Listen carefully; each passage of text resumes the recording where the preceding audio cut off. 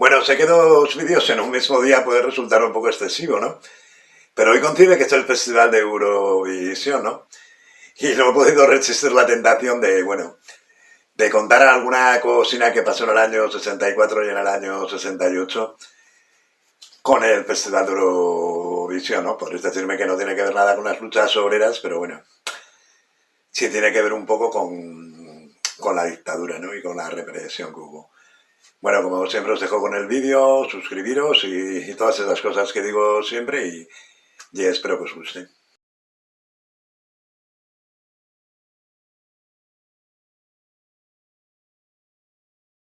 El Festival de Eurovisión empezó a celebrarse en el año 1956, aunque fue en el año 1961 cuando fue la primera participación de España, ¿no? De Televisión Española. La edición de 1964 se celebró en Copenhague, ¿no? En Dinamarca. Por España iban unos hermanos argentinos que, bueno, era un grupo que se llamaba TNT, ¿no? Que era por los nombres de ellos. No, entonces eran las siglas, era TNT. Y eran los últimos en actuar en el festival, ¿no? Actuaban en el último lugar con una canción que creo que se llamaba Caracola. Cuando iban a subir al escenario, ya digo que eran los que cerraban, los últimos en actuar, pues apareció un señor, un activista danés, ¿no? Con una pancarta que ponía boicot contra Franco y Salazar, ¿no? Era una crítica, un boicot pidiendo que se expulsara de Eurovisión pues a las dictaduras ibéricas, ¿no? Que eran las dictaduras que había en Europa, tanto la española como la portuguesa. Claro, era la primera vez que subía un espontáneo a un festival, ¿no? Allí en Dinamarca. Tardaron en reaccionar, bueno, el hombre estuvo un rato con la pancarta, tardaron en reaccionar, lo desalojaron y bueno, la televisión danesa, un poco avergonzada o por presiones, pues borró hasta los archivos donde salían esas imágenes, ¿no? Claro, en España se montó un gran revuelo porque la emisión era en directo, ¿no? Y se vio. Entonces eso hizo de que, bueno, de que el gobierno se planteara de que hacer como un bucle, ¿no? Un bucle, digamos, de unos 15 segundos en diferido, ¿no? Por si volvía a suceder alguna cosa así, pues poder evitarla.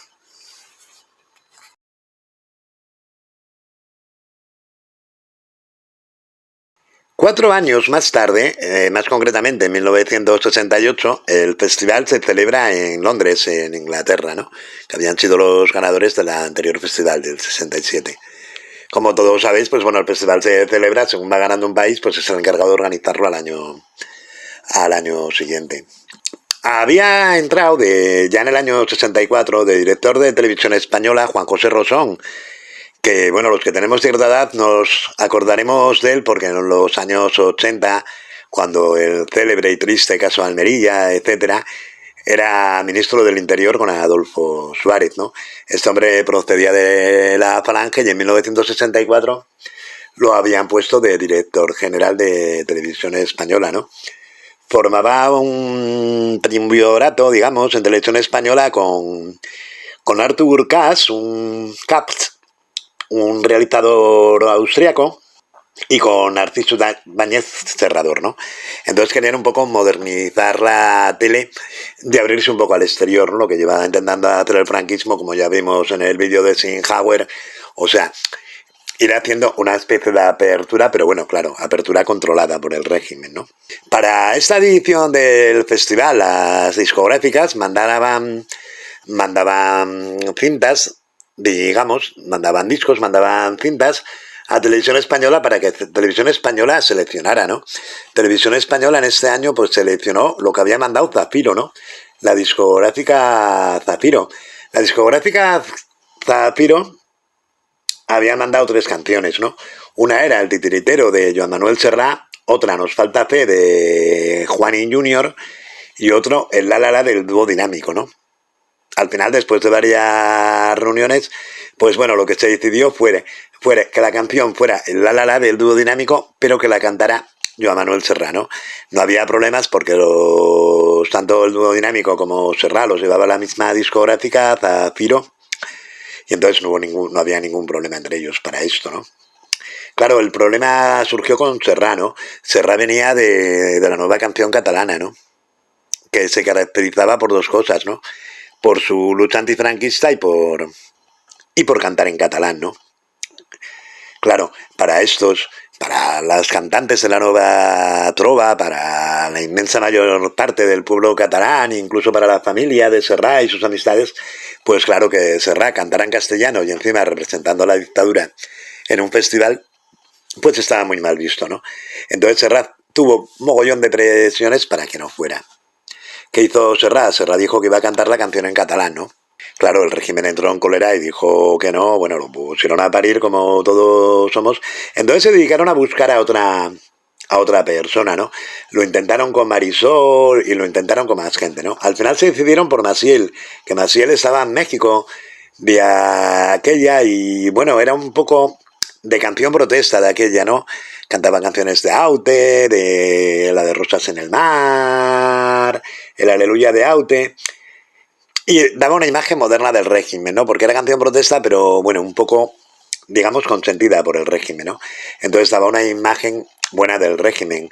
De hecho, la mandaron a Inglaterra, ella llegó allí con la minifalda muy moderna. Claro, los ingleses fliparon bastante porque pensaban que, bueno, una española, bueno, a lo que estaban acostumbrados, ¿no? Pues una andaluza con castañuelas, con no sé qué, ¿no? En plan folclórico. Y bueno, llegar la imagen de Maciel y la canción que tenía así su ritmillo, pues claro, le sorprendió bastante a los ingleses, ¿no? España, de hecho, era una de las favoritas para ganar el festival, ¿no? Pero no lo tenía más muy claro. De hecho, quien competía contra ellos era, por ejemplo, de Inglaterra, iba Cliff Richard, ¿no? Con la canción de Congratulations, ¿no? Además que Cliff Richard, pues bueno, jugaba en casa, ¿no? Por decirlo de alguna manera. Volviendo al tema del catalán de Serrat, que antes se me olvidó de decirlo, hubo una anécdota, digamos, que, claro, la presencia del festival ya estaba acordada de antes, iba a ser Serrat quien iba a representar, entonces en Inglaterra había carteles con la cara de él, de que era el representante de España, etcétera, ¿no? Claro, a la organización del festival no le sentó muy bien que se cambiara la torna y que en vez de Serrat fuera Maciel la representante, ¿no? Y bueno, Rosón intentó convencerlos por todos los medios hasta que al final, pues bueno, hay una frase de él que le dijo: imagínense ustedes que escogen a Tom Jones para representarles en el festival y Tom Jones quiere cantar en galés, ¿no? Es una frase que, bueno, que influyó bastante para que la organización del festival, para que los ingleses lo dejaran.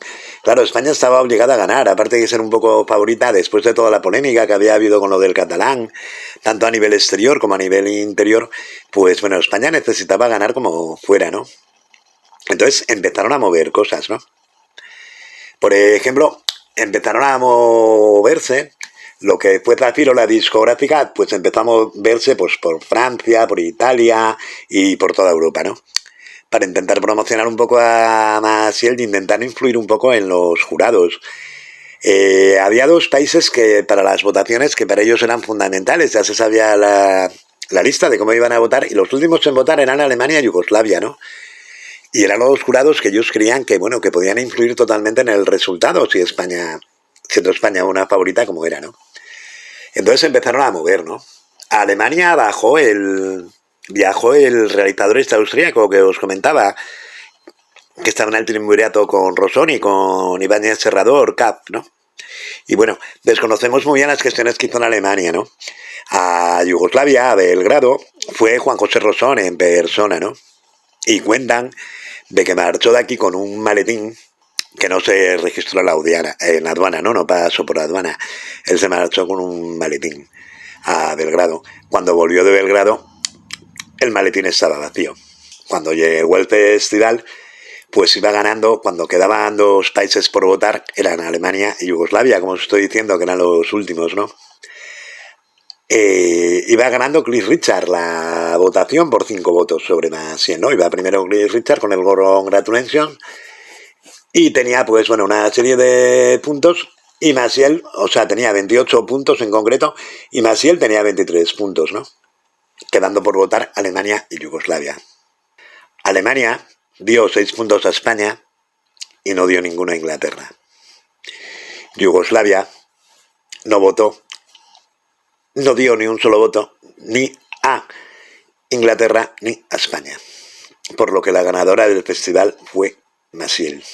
Los 6 votos que le había dado Alemania y los no votos que había dado Yugoslavia a ninguno de los dos países fueron fundamentales para que Maciel ganara el Festival de Eurovisión y para que los ingleses y Cliff Richard hubieran dicho de que el Festival de Eurovisión del año 1968 fue comprado por Franco.